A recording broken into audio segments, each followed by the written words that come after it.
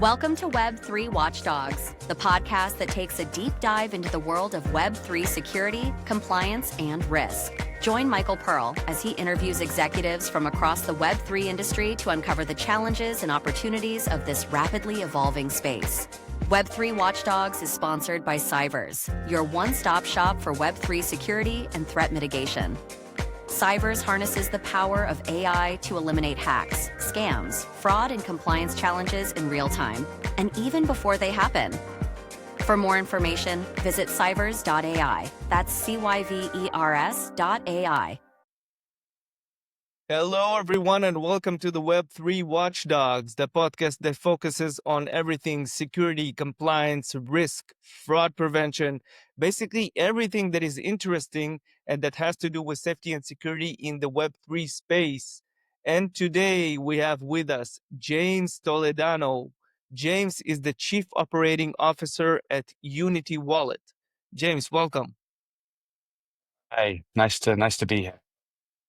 Yeah, very happy to have you here. And, you have a fascinating background from what I read. Just for instance, you launched the world's first legal music download site back in 1999. And you have some experience in the industry as well as an executive, as a founder. So why don't you just tell me yourself about your background and eventually how did you came to the role of COO at Unity?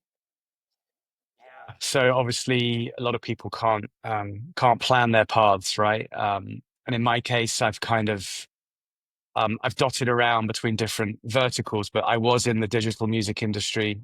I launched a legal website with Apple, actually, which is interesting because Apple hadn't even thought about music at that point, but it came out at the same time as Napster. You don't always get prizes for being first, and I was first, and I was 5 or 6 years too early, so that didn't work out. I then, I worked in actually the anti-piracy area for a while, which was a natural fit for me. That's when I first became introduced to decentralized technologies like BitTorrent. So I've always had an interest in decentralization, which kind of plays into crypto. And then I had an agency doing digital transformations. I've worked in data science. And how did I come to crypto? So I was really early. I was involved really early in Bitcoin. You know, I was living on Wall Street in 2008 during the Occupy protests. And then I heard rumors about this thing emerging, this kind of coin, which made a lot of sense, Bitcoin. People were shutting, banks were shutting doors on their customers. They couldn't get their own money out. And Bitcoin fixed that problem because it was about, personal sovereignty. It was very, very libertarian, which spoke to me a lot. So I bought some actually in 2010. I'm not a billionaire. I sold quite a few of them too soon. I've kind of managed to achieve a lot through holding that asset, and it's been really good to me as it has to a lot of other people. So that's really, I didn't have any intention of getting into the business of crypto. It just sort of happened, and it made sense. And I wanted to kind of do something to really help ordinary people get involved in crypto, because the biggest barrier to entry is still the perceived technical hurdles. A lot of, if you kind of gave your grandma or your grandpa, a crypto wallet and you said, go and buy some Bitcoin or swap some Bitcoin for Ethereum, they would just look at you like you were a crazy person. And even, people my age or younger who have no exposure to it, they don't really know how to use it, and they're very scared in case they make a mistake. And I think that's still true today. So we wanted to kind of simplify that. And that's how I got involved. Yeah. Yeah, makes sense. And before we dive into talk about Unity, just to piggyback on what you have said earlier, do you think that it has changed significantly now? Do you think that nowadays you can actually give your grandmother, a wallet and ask her to swap, ETH for Bitcoin and so on? I think it's easier than it ever was, right? Do I think that? I'm not entirely sure. I mean, I think grandparents could probably ruin most things technical, even if they had enough help. But I think if you go to younger ages, yes, I think whereas before they had trepidation around doing swaps because they're like, what's a blockchain? If I'm doing Ethereum, do I need to select, which blockchain do I need to select? Or, people get confused. Or have I put the right wallet address in? So again, it's that fear thing. But I think a lot of people in younger age bands now, they're a lot more proficient because apps like ours have come along and with the user interface make it much easier, much more foolproof than it was before. Yeah, I totally agree with that. I can see my kids that are already interested in crypto, and nowadays it's much easier for them to grasp it. And there's also the AI element that makes it much more accessible, and we'll talk about it with respect to Unity in a second. Yeah, I know that it's one of your fortes. So let's dive in to talk about Unity. So please tell me a little bit more about the wallet. What type of wallet is it? What type of clients do you have? How many clients, and so on. Yeah. So it's a self-custodial wallet, which is obviously kind of a point of distinction. There are lots of self-custodial wallets, but really what we want to do, other than just be a self-custodial wallet, is also explain to people the importance of self-custody and personal sovereignty. Kind of stay true to the ethos of DeFi, which is decentralization, no middlemen, no ownership. It's you are the bank and you're the customer because you own your security, you own the access to the bank vault. Nobody can take it from you, right? We can't even really see what you're doing. We can't interfere with the assets you hold.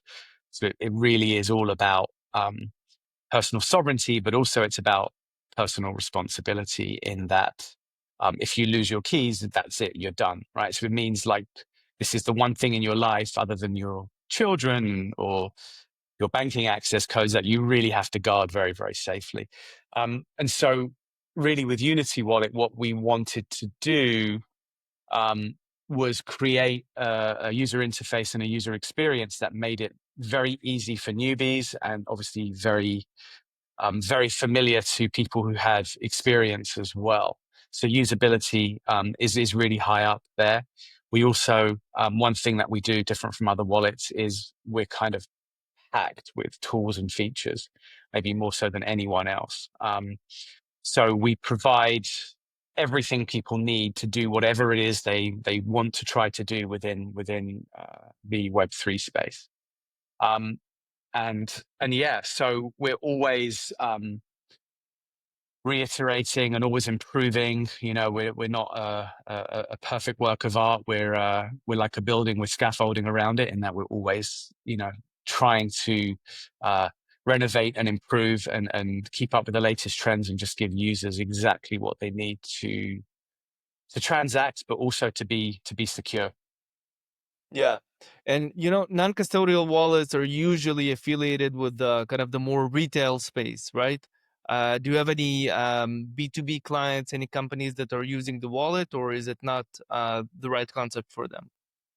It's a good question. I mean, I think we have a real mix of customers. We don't obviously know the identities of our customers.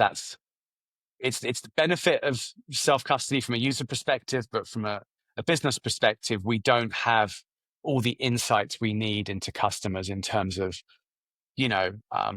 what they might do for a living if they're B2B or B2C. But just from seeing some of the swaps volumes in terms of, some of the amounts, obviously those are third-party services, so we can see the volume and the amounts of crypto that are being traded. It does appear that we have some B2B customers. There are certainly some whales on our platform. Yeah. And one of the things that I saw that you introduced, and I hinted to it earlier, are basically AI interface, AI agents, AI chatbot. Can you give me more clarity about that? Obviously, everything is AI right now, and you see any type of company, not only in crypto, obviously, adding AI features. But what's the gist here in terms of Unity? What's the usability and so on?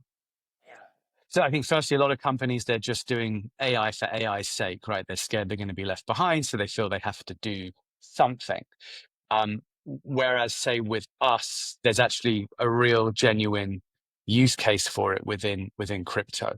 Again, there's this huge need for knowledge when you're transacting. People might second guess themselves. So, like, we have AI assistant built into our app.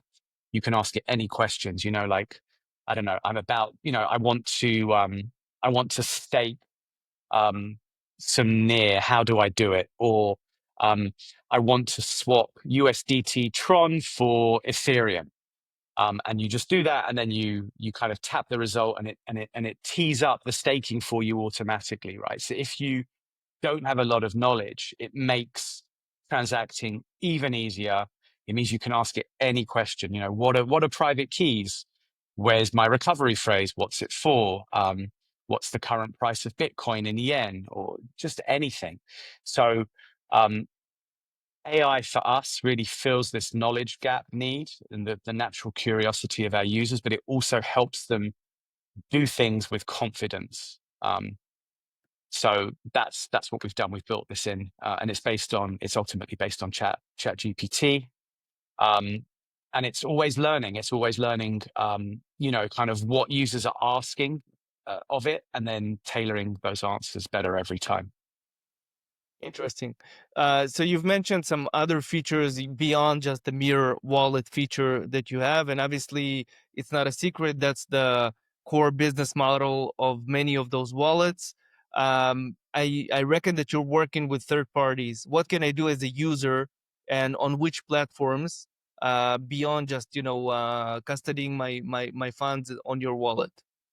Yeah, it's a good question. So if I first come to swaps, because that's really the kind of most important revenue driver of our business. The bread and butter.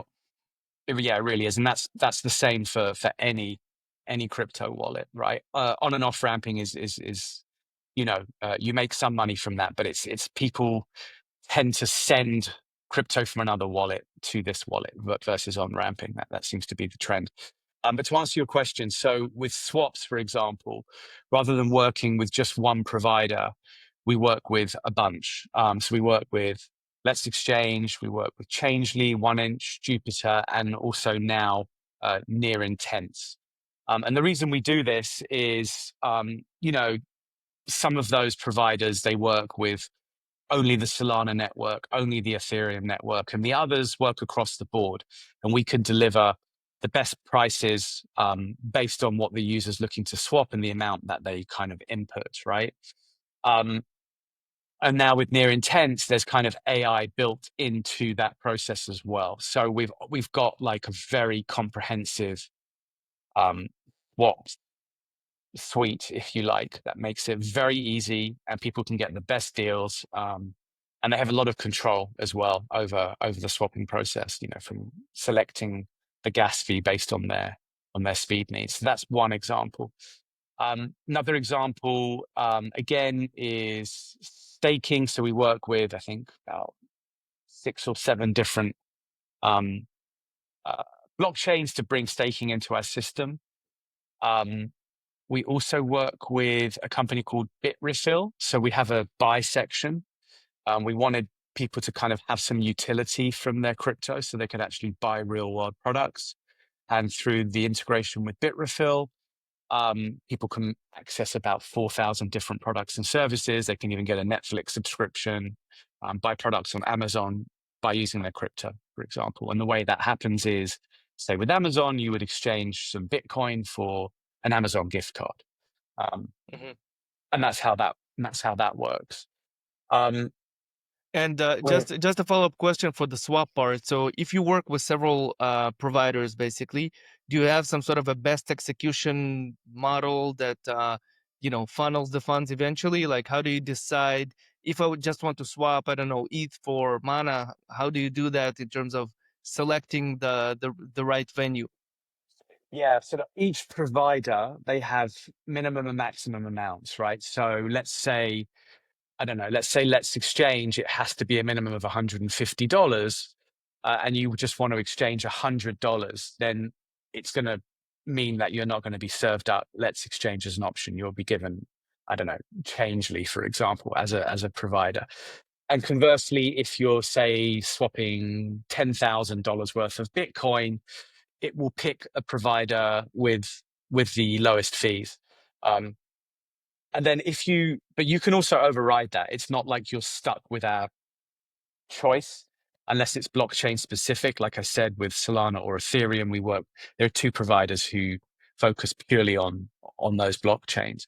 But even then, you can go into the transaction partner when you're doing a swap, and if it's automatically selected, say 1 inch, and you want to go back to Let's Exchange because maybe you've done KYC with them before, or it's just going to be easier process for you.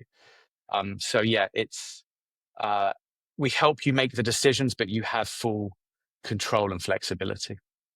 And that's the Got other it. important point with AI. The AI assistant isn't completing the actions. It's always a human in the loop. You always have complete control, and it's you who pushes the button to proceed. It's not AI or any of these things. Got it.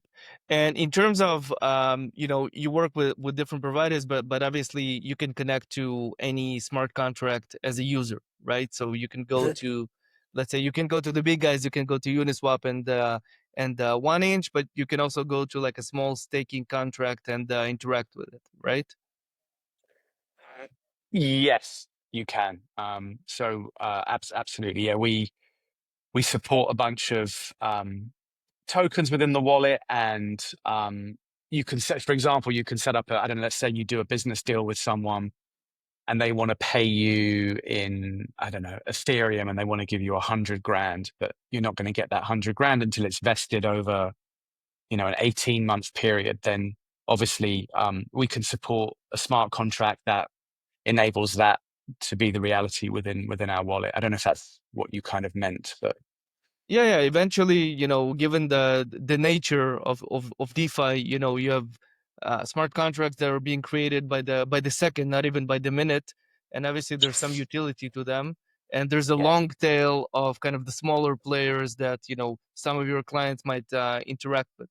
But for that matter, one of the things that we see at Cybers are malicious smart contracts and smart contracts that are impersonating. Let's say I can set up a website, call it uniswap.ie and not .io, and eventually try to funnel people to interact with my smart contract and steal their funds.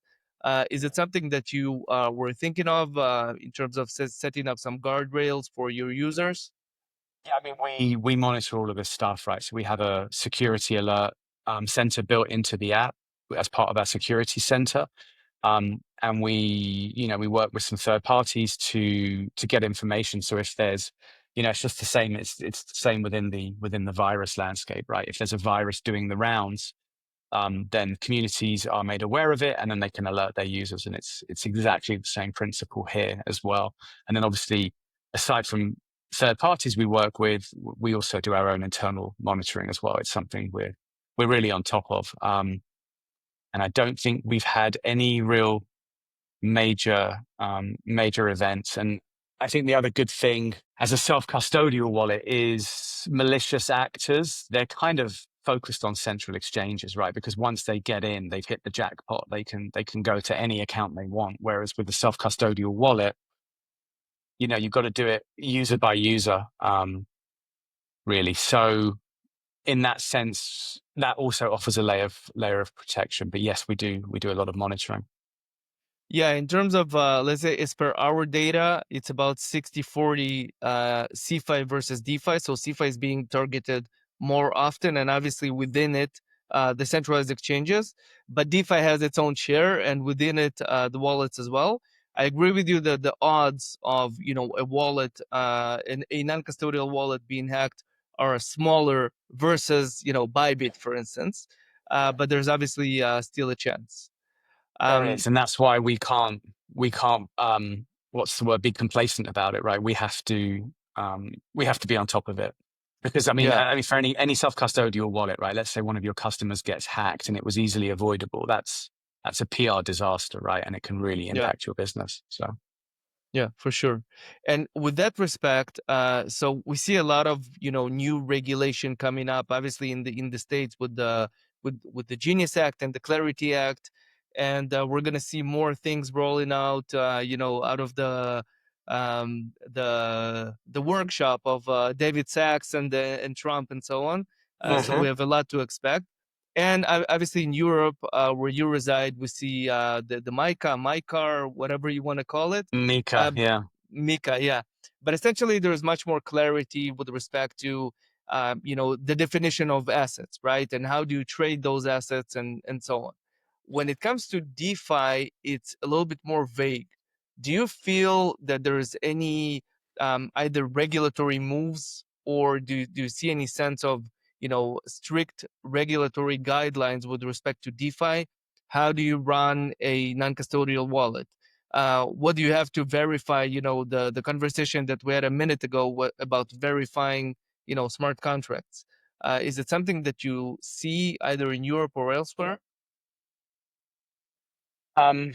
So first of all, as a self-custodial decentralized platform, there's no real need for us to be regulated. I don't know if you saw this week, or last week, Google had this clampdown on crypto wallets, in terms of not allowing them on their platform unless they had FinCEN approval, FCA approval, or Mika approval. And then everyone in the community freaked out, especially on my side of the business, the self-custodial side. And Google just totally backed down because they kind of accepted, well, self-custodial wallets are simply a conduit for third-party some platforms, right? And so the people we work with, they have to be regulated. They're dealing with users' money. We don't hold any assets. So I think from that perspective, that's a good thing. And then I don't know if I'm answering your questions here, but I wanted to make a point on regulation. So obviously the US, as per usual, is leading the way in innovation and forward-thinking regulations that don't stifle innovation. And as per usual, Europe and the UK are doing everything they can to make things very, very difficult. And I think they need to take a hard look at their economies and figure out that this is the reason why they're in stagnation, right? You have to support industry with especially a libertarian industry like DeFi. You have to support it with regulations that make sense, and you have to do it under the guidance of people who are actually in the industry and know about this stuff. But yeah, so if you want to just refresh me on the other part of your question that I'm probably not answering. Yeah, I think that just to keep up with what you were saying. So I remember when KYC was introduced to CeFi, right, to centralized exchanges. And even then, people were saying it's kind of a heresy and, you cannot do this. And eventually everyone, followed suit. And right now, all the exchanges, except for, some exchanges that you don't want to be affiliated with, they are doing KYC. I have no idea whether something like that is feasible in terms of, as you said, the industry accepting it, or in terms of, the legal side of things, right? Because eventually, right, for privacy, etc. But it is something that is on the table, right? Because eventually, the regulators, and especially when it comes to, titles like national security and international crime, eventually something can come up, especially in Europe, with respect to a demand for, cross the board KYC for everyone. Yeah. So, I mean, KYC is here and it's here to stay. I'm really happy about that. I think so. I was around in the days when it was the Wild West with crypto, and you could sell your Bitcoin on some local site, and it would be held in escrow, and they would just send the money to your bank account, and it would land in your Citibank account, for example. And there was no KYC, right? And that's a problem because we live in a world where people are under sanction for good reason. We live in a world where you have drug cartels who want to launder their money, people making money from the dark web for, making fake passports or selling hacking services. So it's really important that you know who the customer is. And it's obviously part of the whole anti-money laundering tool set. And it is effective. And so what happens now, so just to give you another example, so I was recently talking to another provider, and they were selling as one of their kind of USPs that we won't KYC. And I was just thinking that's not what we're looking for. That's really shady. It's really dodgy. We do actually want clean customers on our ecosystem. And so we don't personally KYC, but the people we work with do, especially when you get to certain dollar amounts, right? You have to KYC. And like you said before in the beginning of your question, a lot of people thought it was a heresy. I might have been one of them at the time. But you can't reasonably expect to sell tens of thousands of dollars of Bitcoin, put it into the traditional banking system without any kind of paper trail or due diligence on the part of the banks, right? That's just a reality, and we have to accept it. Yeah, agreed. And beyond the security and the money laundering, another aspect that we at least at Cyber see that is really predominant. Actually, it's much bigger than the hack quote unquote industry is fraud, and more specifically authorized fraud, pig butchering, and so on.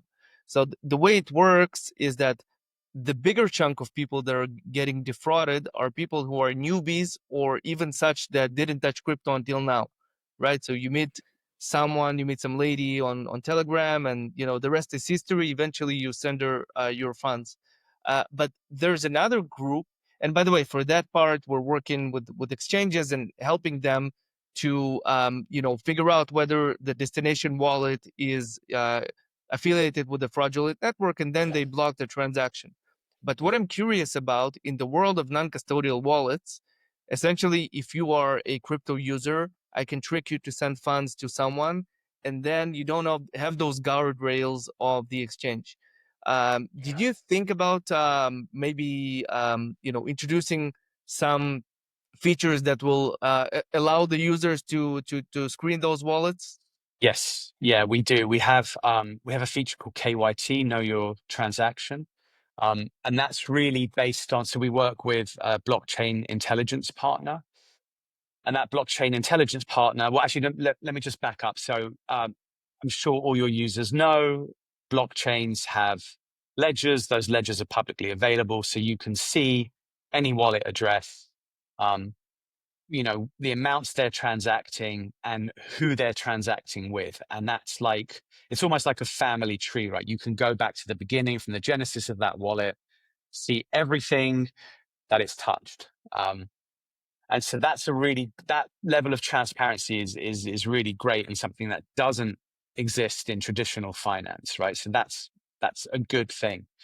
And so what we do for our users is, if they are, let's say they're about to swap some crypto with you, Michael Pearl, but they're kind of not sure about you. They've had some interaction with you, and that their gut is telling them something. All they do is they take your wallet address, they paste it into KYT, they run a check, which is now funded through our loyalty program. And that check will then look at that address and see if it's touched any of the red flags. So, have you ever transacted on the dark web? Are you the subject of sanctions? Have you been involved in, nefarious criminal activity? And if the answer is yes, we'll flag that to the user, and we'll tell them that you're high risk and that you shouldn't transact with them, because once you do, your own wallet becomes tainted, and then you might get blacklisted from a centralized exchange, for example. And then to your earlier point, once people make these mistakes in a self-custodial wallet, the genie's out the bottle. You can't undo it. Versus, say, if you're on a if you're on a centralized wallet, this happened to me. I accidentally sent some tether to the wrong blockchain, and I kind of panicked, and I contacted them, and they managed to retrieve it and send it back to me. So again, it's like personal sovereignty, and that's why we provide these checks. But the thing above all that we tell users is, if it's too good to be true, do not do it. If you have a doubt, there is no doubt. And those are the two best tools that you can really kind of go into crypto with. Yeah, for sure. And we talked about AI, but let's talk about the other craze right now in the crypto space, which is obviously stable coins. Post the Genius Act, and even a little bit beforehand, when basically the transactions have surpassed Visa and Mastercard. What kind of preparations are you guys doing ahead of the stable coins? Flooding the gates. Do you have any special features or any special kind of offerings for your users? We do actually. So we have a couple. So the first of which is something called DeFi Earn. So it's not an issue with stablecoin because by definition they're stable, right? So $1 is $1. It's not like you're going to buy a stable coin and the next day it's going to be worth $5, right? So they have a stable store of value. They might have a decrease of 1 or 2 cents sometimes, but the point is you can't make money from holding stable coins. So what we wanted to do was create a product where people could then use their stable coins in a way that's similar to staking, right? But it's not staking, and they can earn yield on their stable coin. So they got 10 grand of USDC, or sorry, of USDT, and we allow them to put it into a liquidity pool and then earn APY on that. So that's one thing, which is good. We've kind of added a use case to stable coins, if you like. And the other thing we recently launched was USDT Zero Bridge.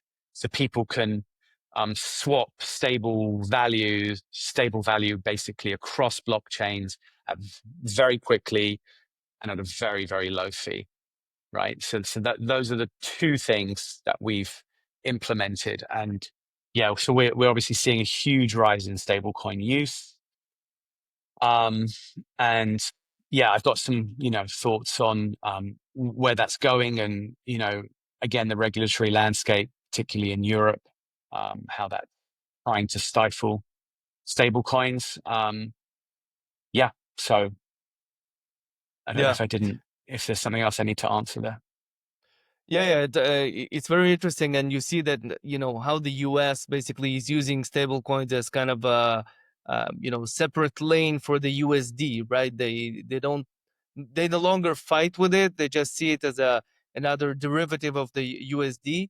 I wonder if it will happen in Europe as well, because eventually, I think this battle is lost already, right? You cannot really fight the stablecoin usage. We see that in emerging markets, actually, where your local currency is devaluated. You see that in the U.S. they want to preserve the dollar dominance. I wonder if we'll see the same thing in Europe as well. Well, I mean, so the one thing is obviously the US is the reserve currency, and that makes a huge difference to this. And when you're faced with a $27 trillion economy, and then you look at the value of USDC and USDT market cap, it's a drop in the ocean, right? So why not be supportive of it? Whereas Europe and the UK, and I'm kind of putting those two places together, everything is a perceived threat that they have to try to control. And while I am deeply pro-regulation, I think I definitely have a libertarian mindset, but I think some regulations are deeply needed, especially when you're talking about protecting consumers from bad actors. That's vital. But some of the regulations have gone too far, right? So if you look at the requirements in the US, it's that stable coins are pegged 1-to-1 to the dollar. USDC is 100% 1-to-1 pegged. They hold, if they've got $1 billion in USDC to issue, they've got $1 billion in the bank, right? USDT, which by far eclipses USDC, they do things a little differently. They have treasuries, they have cash, they have Bitcoin holdings, and that wasn't good enough for the regulators in Europe. It wasn't good enough for MiCA, so they've tried to shut down USDT. And what's happened actually is a lot of big players in the market have just ignored the regulations. They were supposed to stop, the trading of these coins, but they're still there. And I think it's the one time where defiance is needed, because, like you said in the beginning, you can't fight the tide. This is here; it's not going to go away, and you can't bury your head in the sand hoping it will. You can't regulate it out of business, and you have to regulate with what consumers want and where the trends are going. So Yeah. again, yeah, I applaud the US. Yeah. Totally agree with that. And we're actually nearing the end of the show. And before we wrap up, just wanted to ask you kind of a bigger question about the future when it comes to non-custodial wallets. What can we expect to see? What kind of innovations? What kind of new features, new trends are you working on at Unity? And maybe more in general, what's the next step for this industry? That's a good question. So I think obviously we've kind of got our stake in the ground with AI, and I think that's going to become more and more prominent in terms of helping users and also giving them more choice and helping them do things more quickly and more efficiently. So that's going to be a continuing trend. But I think also, again, we want everything to feel really seamless. And so kind of embedding trust or security into usability is something we're kind of always working on. And these things should all run seamlessly in the background. It's almost like we don't really want to bother the user with it, right? There's a lot of security there, but they don't necessarily need to do anything to ensure that their transaction is safe. It's just a given that it just happens and it's safe. And so I think we don't want users to think about complexity. They just want to benefit from using the app and the services. And if we can do that, and we can bring that level of kind of seamless usability to the app, we can continue to accelerate the use of our wallet, but also people's adoption of crypto. So I think that's how I see some of the space evolving.